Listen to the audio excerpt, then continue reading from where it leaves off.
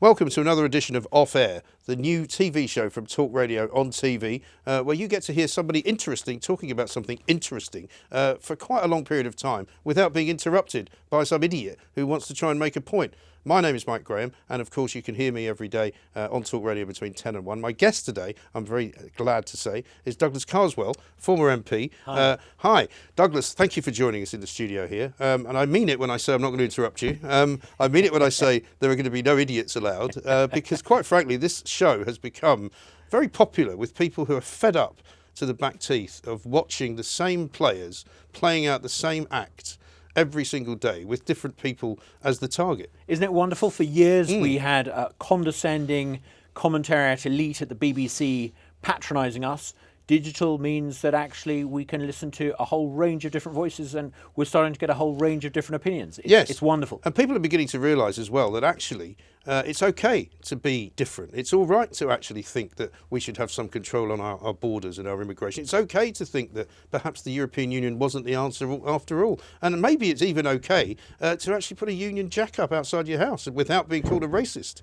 Shock horror, the BBC, the British Broadcasting Corporation, may one day discover this. Patriotism pays. They may indeed. Now, you were very much at the forefront of the Vote Leave campaign. You had been an MP. You were one of the only successful MPs, really, to stand for something and become elected on that thing. How are you seeing it going so far? How are you watching the Boris Johnson sort of playing out of the election win? And do you think he's doing the right thing?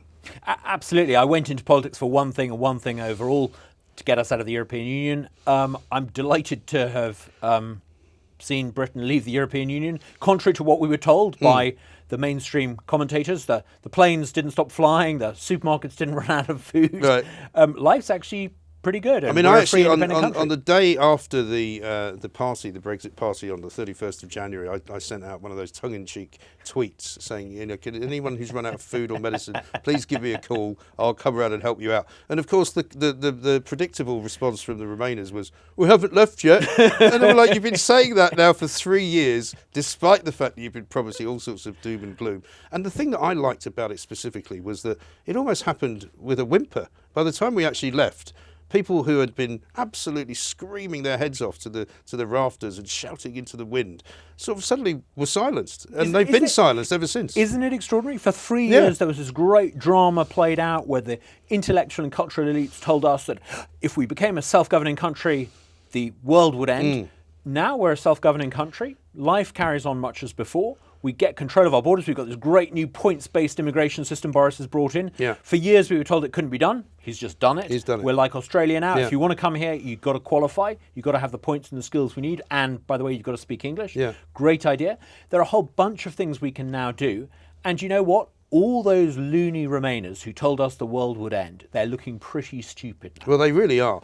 Some of them are still sort of wobbling around in the sort of the ethos, trying to in the ether rather, trying to tell us that, you know, the worst is still yet to come. But I have to say, I did have a wry smile at the end of last week when I watched the various leaders of the European Union countries coming together and failing to agree on how to fill the massive black hole of the money that we're no longer giving them, even though we were told by those Remainers, but actually it's a net benefit to put money into the European Union. Oh, really? Yeah, they're having this massive row now because we were a net contributor, the second largest net contributor. We're no longer obviously making those contributions, so there's a massive row. France wants to make sure that they carry on having Germany pay for their farmers. Yeah. Ireland's now upset because they're not going to get such a good deal at someone else's expense. But you know what? It's not our problem. No. I'm a great tweeter. I go on Twitter the whole time. Ever since I heard David Cameron saying that his MPs shouldn't go on Twitter, I rushed to get onto Twitter. Yeah. I've been on Twitter ever since. Right. And one of the things is I used to follow a lot of these Eurocrats to find out what it is they were going to try and do. When they were threatening a punishment beating against Britain, and they were threatening an awful lot of smug Twitter accounts they were as well, weren't they? They were. One of the great joys of leaving the European Union, I've been able to just delete. Who cares what Guy Verhofstadt, what's his name, thinks? Who cares what Tony Blair thinks? Who cares what all that lot think about Britain's role? And they're no longer involved. Exactly. And you say a week is a long time in politics. I mean, look at Leo Varadkar now. He's a broken man. Who? He's like, exactly. You know, I mean, it's like, cheerio, Leo. It's nice to have known you. Sorry that you were sort of holding us with a gun to our heads about the Northern Ireland border. But putting Leo to one side, we I bear no ill will against him. He's the Taoiseach of Ireland. He has a right to assert what he thinks is the national interest. What I think is extraordinary is how British journalists and British commentators took seriously a man who, it turned out, didn't even have the support of his own people. Yeah. He's just lost this huge election. And again and again and again, when the whole issue of Brexit was debated, British journalists and analysts, instead of treating what the British government claimed with a bit of scepticism and what the European governments claimed with a bit of scepticism, treated everything that the Eurocrats said as gospel truth and denied legitimacy to anything that Boris Johnson has ever said. And I think actually it's a bit of a wake-up call. I think so. And I've always questioned why and how we got to that particular point, because, I've been a journalist all my working life, really. I was in Fleet Street for a long time, got into radio about 15 years ago. I still don't, if I was to ask myself the question, where did all these kind of Remainer journalists come from and what made them think that what they were saying was right? I honestly can't answer the question. I don't know why the likes of Adam Bolton do what he does, or why the likes of people on the BBC are so rigidly pro-European. I don't get it. I think there's a reason, and it's to do with the fact that if you regard yourself as educated, and if you think you've spent a lot of time at a university, you're actually not as wise and clever as you think you are. Actually, your mind is open to groupthink, to thinking the way that other people who've spent too long studying economics would want the world to be. You don't see the world as it is. Right. You see the world as you want it to be. And if your job is to be a journalist to explain the world, you stop doing that and you end up, like a lot of these group thinkers in Westminster, perpetuating what's called a narrative. This is a fictionalized version to explain current events. And I think this is the fundamental problem with journalism in this country. Too many journalists, particularly at the BBC and Sky News, they're not telling us what's going on in the world and then trying to explain why it's going on. Yes. They're trying to give us a narrative and make the facts fit that narrative. And you see it a lot when they talk about events in Britain, but you see this fictional narrative-based journalism particularly when they're reporting on things happening outside the UK. And again and again and again, I think when we listen to mainstream establishment broadcasters in this country, we need to recognise that what they're telling us is often the very epitome of fake news. Yes, and that would explain, I suppose, why none of them really have properly covered the disputes and the riots in France with the Gilets jaunes. The riots in France. Because presumably their narrative would say, but Emmanuel Macron is a great member of the European Union, so he must be doing the right thing. The groupthink mainstream media narrative is that Macron is the answer to pesky populism, and that populism and those vulgar rioters protesting in France are the problem. Yeah. It's not just French politics that they failed to cover. They failed to see Donald Trump coming. When Donald Trump was elected, they failed to have anything positive to say about this guy. And yet, I listened on YouTube because the mainstream establishment broadcasters wouldn't cover it. I watched on YouTube Donald Trump's recent State of the Union address. Yeah. And it was one of the most extraordinarily impressive speeches I've heard from an American president. And I'm a skeptic when it comes to Donald Trump. But I think at least give him a fair hearing. And then you look at what's happening further afield around the world. You see in countries far beyond Europe, Asia in particular, all sorts of really interesting things going on, never covered by the mainstream media in this country. No, and all they do really now is kind of sneer those who are still remaining in those jobs where they think that they know better than everybody else. I mean, particularly when it comes to Donald Trump. I mean, I say to people on a regular basis, I once had a conversation with a Times journalist, funny enough, on my show, about how, you can't really argue with his foreign policy. It's actually working, isn't it? And you have to say that in his home policy the economy is booming. I go to America regularly. I've got family over there. And it may not be that over here the chattering classes like him because he's vulgar. I mean, I thought, for example, the speech he made about Parasite winning the Oscars was brilliant populist politics, because, I think he has probably a lot more going on between his ears than people give him credit for. And for him to say, what's going on? Why has this Korean movie, he said, I thought it had won Best Foreign Film. A lot of people agree with that. And I was laughing as well, watching the diversity of the Hollywood Oscars, when I thought to myself, hang on, they're all from South Korea. How is that diversity? The fact that, they've made a film in South Korea, great. Apparently it's a great film. I have no problem with that. But he absolutely touches the nerves of people because he gets it. And, a lot of Americans will be saying, why are we giving an Oscar to a South Korean film? When you listen to a lot of the rich celebrities in Hollywood talking about diversity, they're not talking about diversity of opinion. No. They all share the same groupthink. They Right. all sort of multicultural conceits. And actually, I think if they really understood the world properly, they'd realise actually there's no such thing as multiculturalism. No.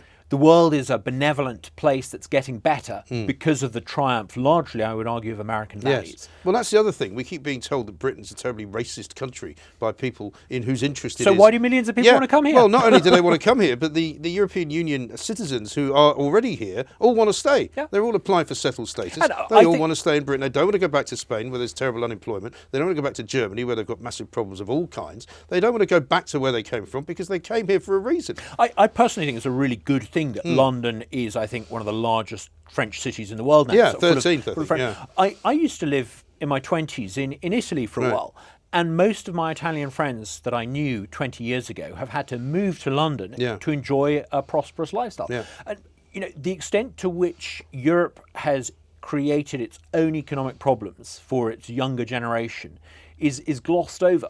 I think the sooner that other countries in Europe start to join us in either leaving the euro or deciding to go their own way and leaving Brussels, the better for everyone. Yes, I think that's absolutely right, which takes us back to the conversation about the sort of the ruling class, if you like, in this country, because only this week we're seeing the continuation of the Priti Patel war with the civil service. And today in the Times, in fact, she's now ordered a public inquiry, or an inquiry of some form, into who is leaking information about the Home Secretary, in which they're suggesting that she's lost the confidence of MI5. I mean, I think Whitehall is clearly riddled with all of the people you just described, who are similarly riddled inside the BBC. What I think many of your viewers probably don't realise and need to be informed about is that every week all the permanent secretaries and the top civil servants in Whitehall get together and have an informal meeting. I think it happens over lunch. Right. And this unelected group of permanent officials has for years taken public policy decisions. Now, we had an election in this country a few months ago. There was a clear mandate given for Boris Johnson. He's appointed Priti Patel to be a Home Secretary. On the very week that she announces a points-based immigration system, an Australian-type points-based system, which is exactly what most people in this country would like to see. The very week she announces that, there's a move to get rid of her that seems to be instigated by permanent officials in the Home Office. Yeah. I'm not a conspiracy theorist, partly because I don't think these officials are competent enough to engage in complex conspiracies. But what they are clearly, I think, doing is trying to undermine the Home Secretary a few weeks after a general election. And what they're trying to do is to make sure that the same failed establishment orthodoxies continue. A few years ago, there was, or many years ago, there was a TV program called Yes, Minister. I loved it. Well, it used to be, did love it. It used to be funny because the whole joke was that the elected minister would never get his way and his officials would always triumph. Right. And it was kind of funny 20, 30 years And ago. effectively nothing ever happened, did it? Because he Nothing could ever never do happened. anything. Nothing ever happened. And the joke was that the system was run for the convenience of the civil servants. It's not a joke anymore. No. It's actually quite serious. It explains not only why we failed to get to grips with immigration in this country, it explains why we have these permanent quangocrats in office so that whoever you elect, the same kind of people end up pursuing the same leftist ideology. If you look at many of the quangos that preside over the environment, that preside over the education system, that preside over a whole And we're myriad forever of having things. bonfires of the quangos, which seem to lead to actually creating more quangos. They never actually get burned at all.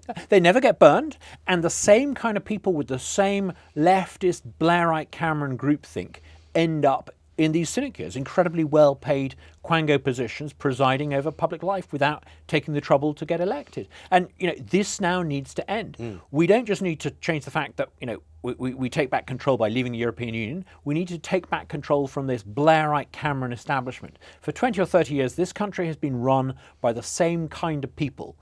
And I think we now need to see radical reform. And I wonder if the reason it was funny during the time of Yes Minister, which was many, many years ago, is because, in fact, at that time, the civil service was not sort of honeycombed with these people. It was, in fact, honeycombed by what you would have then called the establishment, who were the sort of sensible heads and the people who wouldn't let, Harold Wilson walk in and say, we're now in the white heat of the Industrial Revolution or whatever it was. Also, we had this kick-ass Prime Minister called Margaret Thatcher who didn't take any nonsense from her officials. Yeah. But also, I wonder whether that, in that time, it was before the sort of woke generation, it was before the kind of universities all went rogue and decided to tell everybody that to be a right-winger was in some way tantamount to worshipping the devil, And so, therefore, they actually did perform quite a useful backstop, if you like, to sort of idiotic politicians. Whereas now, because of the fact that they are now all politicised and they are all, as you say, singing from the same hymn sheet, it's exactly why it has to change. But can Dominic Cummings do it? Is he the man to do it? You must have worked closely with him at Vote Leave. Boy, I hope he does do it, because if he fails to do it, if Dominic Cummings and Priti Patel and the others, if they're defeated, it means that the establishment has prevented this attempt at change. When Margaret Thatcher became Prime Minister, this country was being held back by trade unions, by the trade union movement. And she had to have this fight with them and to defeat them and to show that actually we weren't going to allow a small minority to capture public policy in their interest. The equivalent of the Mandarin, the miners, the trade unions today, are the Mandarins, the senior civil servants in Whitehall. Which is perverse, isn't it, in some way? But they need to be treated by this government like Margaret Thatcher treated Arthur Scargill. They need to be taken on and defeated. And the more that people with knighthoods and peerages complain about Dominic Cummings, the more sure the rest of us can be that he's doing the right thing. They need to be taken on and defeated, because it's almost as if it doesn't matter who we elect in this country. We have the same kinds of people with the same priorities running this country. Before I came on this show, I was doing a bit of research, and I looked at some of the priorities of some of the different state agencies, the Information Commissioner, the Probation Service, and they all have the same guff in their mission statements about inclusivity and diversity. And what you can be certain of is that their outlook and their assumptions are basically no different to those you'd find in the pages of The Guardian.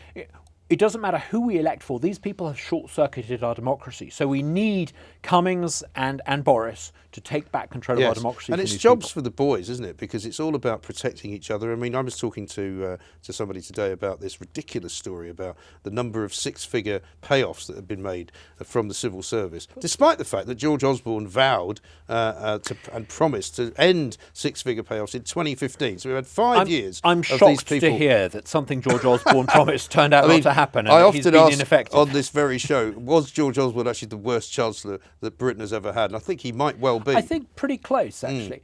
And one of the reasons why I think he's one of the worst chancellors this country's ever had is not so much because he presided over a fall in output or all the rest of it.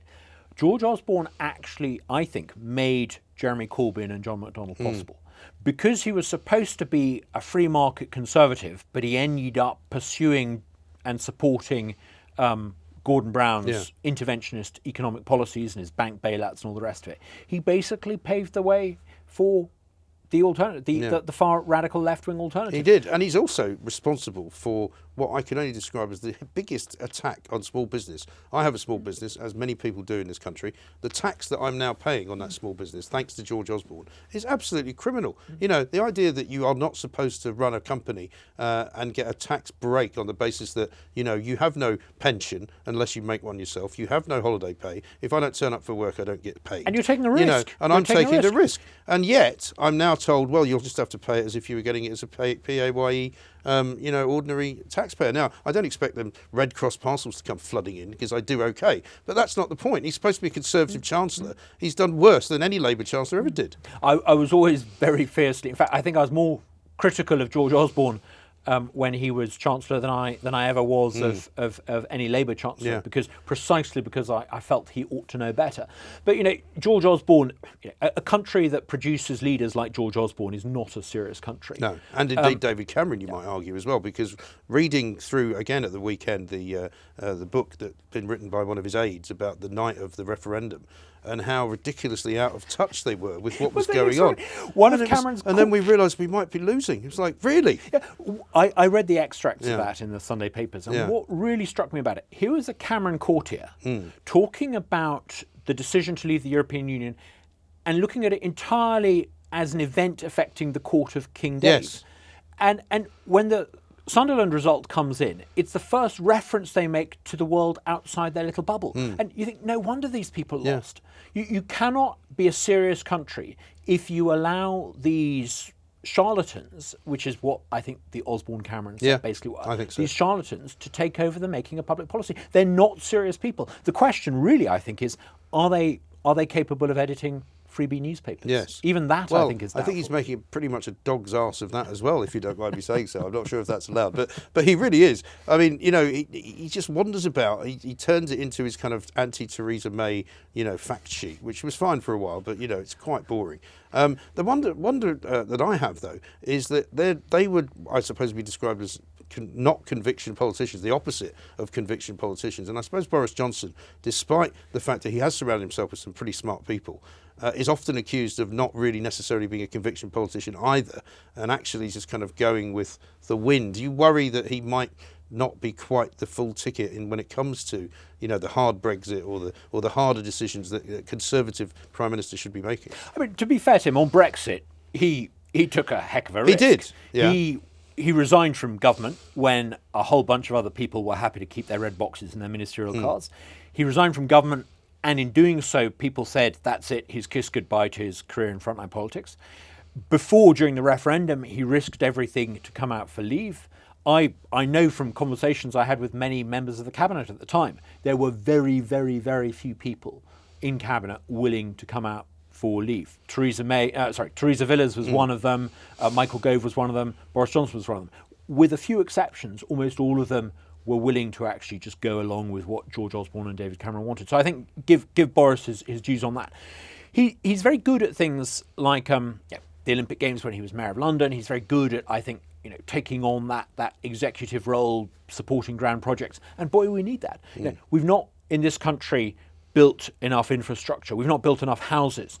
We need someone to get to grips with these things. Now, there are going to be a lot of distractions when you're Prime Minister. There are going to be a lot of people who say, why don't you play the international statesman and, spend your time high-fiving Barack Obama or the President of the United States or whatever. I think Boris has probably got enough sense to actually remember the fact that he's created a new electoral alliance. He's got the support of a lot of first-time Conservative voters, and he needs to actually deliver on bread and butter issues like more housing, road congestion. I think that's right, because I think we could all agree that because of the likes of Clegg and Cameron and even Gordon Brown, to a lesser extent Tony Blair, I've actually got more time for Tony Blair than most people have, because I think he did take us through a kind of period of modernisation that was needed, after the Tories had a terrible 13 years. And to be fair, he never lost an election. And he never lost an election, although, of course, he is the voice that dare not speak its name.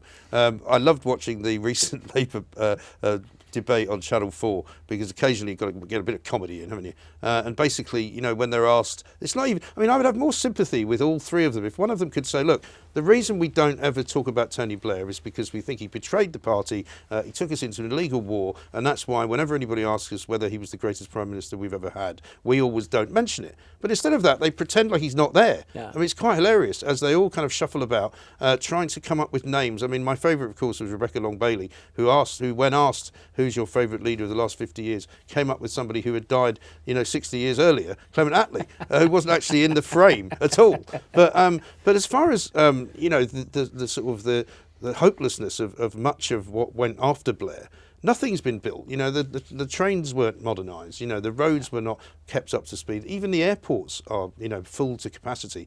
And so I'm with you. I think, yes, if he's going to do some big capital projects and actually think further ahead than 5 years, then that's to be, applauded, I suppose. I've just got this slight nagging doubt that, he does like to be popular, and he may just do some things which he thinks will be popular, but which might not be the right things to do. This country needs someone willing to make unpopular decisions. Let me give you a couple of examples. Congested roads are a real problem in the south of England now. They affect small businesses, they affect economic efficiency, they affect a whole range, they affect quality of life. You try getting out of London on a Friday. I do. Someone somewhere is going to have to invest significantly in road expansion, and someone somewhere is going to have to, I think, talk about road pricing. Yeah. That's going to be very unpopular, but we're going to have that conversation. Airports. I know Boris has said as a constituency MP he's against Heathrow expansion. I'm not saying it should be Heathrow, I'm not saying it should be Luton, I'm not saying it should be Stansted, but we need more airports. The number of people in this country now taking cheap flights has rocketed. I went to Dublin a few weeks ago. I spent more time waiting on the runway to take off and get back because of congestion. Someone needs to make sure we get more runways. These are difficult decisions, but they've got to be taken. But the bottom line for me is that, if they're going to start talking to people about you must have an electric car, by 2032. Which, for a lot of people, if they're about to buy a new car, believe it or not, guys, people keep cars for 10 years. There are a couple of things the government's done that make me worry about whether they are looking at things from the point of view of the whole country. Imagine you are a hill farmer in Wales. Are you seriously going to be told that you have to go electric? Yeah.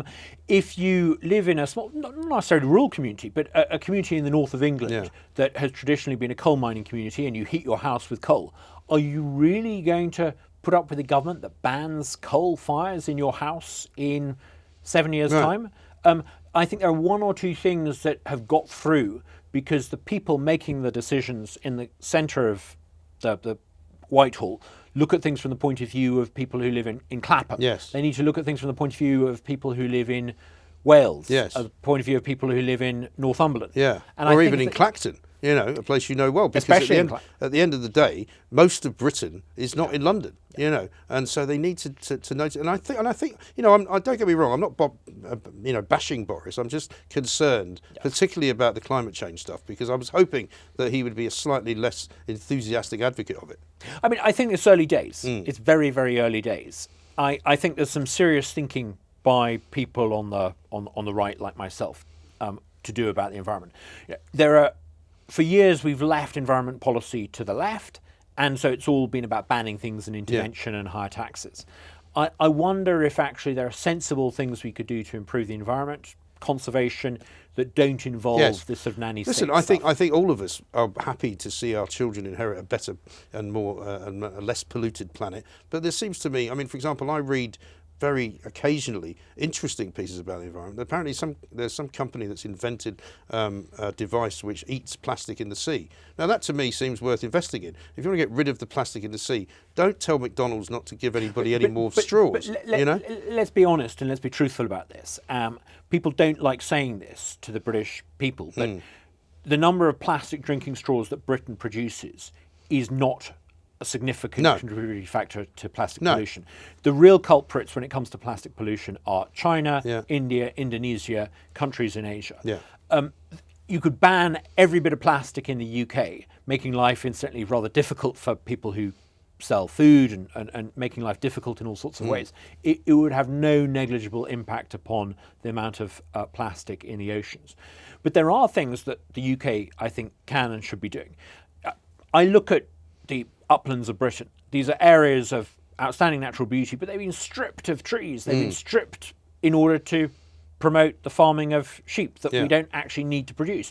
Wouldn't it make more sense to actually spend the subsidies we have now, because we're no longer in the Common Agriculture Policy, spend the subsidies we have to encourage the farmers to actually restore the landscape to what it should naturally be, rather than to get them to produce sheep that no one wants to buy? And then we would not have the wool that they would normally provide us with. We wouldn't have any more, or we would import the wool. What would we do? Well, I don't think we've been importing wool into this country for years. And the best lamb, it pains me to say it, but the best lamb in British supermarkets, some of it comes from Wales, but an awful lot of it comes from New Zealand.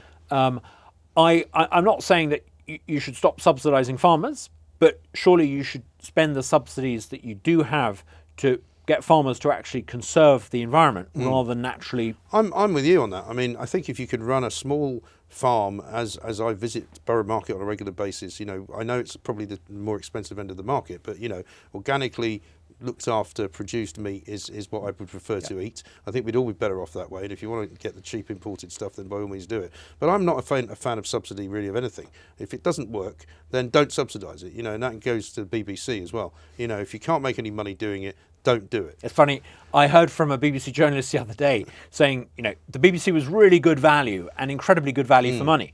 Which I said, right, in which case they'll have no difficulty in attracting people as subscribers every month, like Netflix does. But Netflix would never be allowed to threaten you with a prison sentence for not renewing your subscription. Well, not only not renewing it, but making you have one. I mean, that's the effect. There'd be a guy from Netflix knocking on the door going, excuse me, you haven't paid to watch us, so I'm afraid we're going to make you watch us. Speaking of which, because we're nearly at the end of this, Douglas, are you somebody who will get back into sort of frontline politics, or do you think there's room for a sort of, for a new movement, if you like? You were very successful getting out of the European Union. Could there be a movement for people to get behind in terms of some of the restructuring of the civil service, the other things that need to get done, as it were. So instead of just get Brexit done, how about get democracy done or something like that? If I was 20 years younger and I was looking to go into politics, I would be focusing, number one, on taking on the BBC cartel, getting rid of the licence fee, and also doing something about the universities. The universities are like the BBC. They're this protected cartel that uses their incredibly privileged position to promote an obnoxious leftist woke agenda. Yeah. I think that's the next big battle. But I'm personally through with standing for election. I stood 4 times, helped with the referendum campaign. It's a tough job as well. I think people don't realise how tough it is. Yeah. I enjoyed it, but you're absolutely right. It's incredibly tough. And I quite enjoy actually being just an ordinary member of the public, just being able to take my kid to the Natural History Museum at the weekend without people coming up and haranguing me over Brexit. Right. You don't get that? I used to. Especially in Kensington. I used to. I think. Yeah. I don't know whether it's I'm just not recognised anymore, or the Remainer lunatics have just sort of have moved on to obsessing about something else. Yeah. Well, I like to categorise the Remain movement as the difference between Jolyon Maugham at the start of 2019 and Jolyon Maugham at the end of 2019, where at the beginning of the year he thought he was part of this crusade to prevent Brexit from happening through the courts, and by the end of it he was beating a fox to death. The Caped Kimono Crusader. Wearing his wife's kimono in his back garden on Boxing Day. Has anyone heard from John? Do you know, he surfaced very briefly, I think it was on January 31st, to issue a sort of a statement which involved saying that everybody should now get on with one another and it was time to move forward. And then he said he would be going off Twitter. He hadn't been on Twitter for the whole of the month of January since the incident. And then he announced he was disappearing again. So he's gone. But I do see now that Lord Panic, who was one of his cohorts, is representing Manchester City to try and keep them in Europe. He failed to keep Britain in Europe. I don't know why they would pay him $20,000 a week or whatever it is to try and win victory for them. Well, I think goodwill to all people. I mean, it must be tough. If you define yourself as a Remainer, you define yourself as a public persona and trying to use the law to thwart democracy, it must be quite tough to discover that actually, democracy is bigger than any of us. Yes, absolutely right. Douglas Carswell, it's been a pleasure. Thank you to talk. Thank you for meeting us. Thank you for coming in. We'll have another one off air next week. Look out for it on Monday.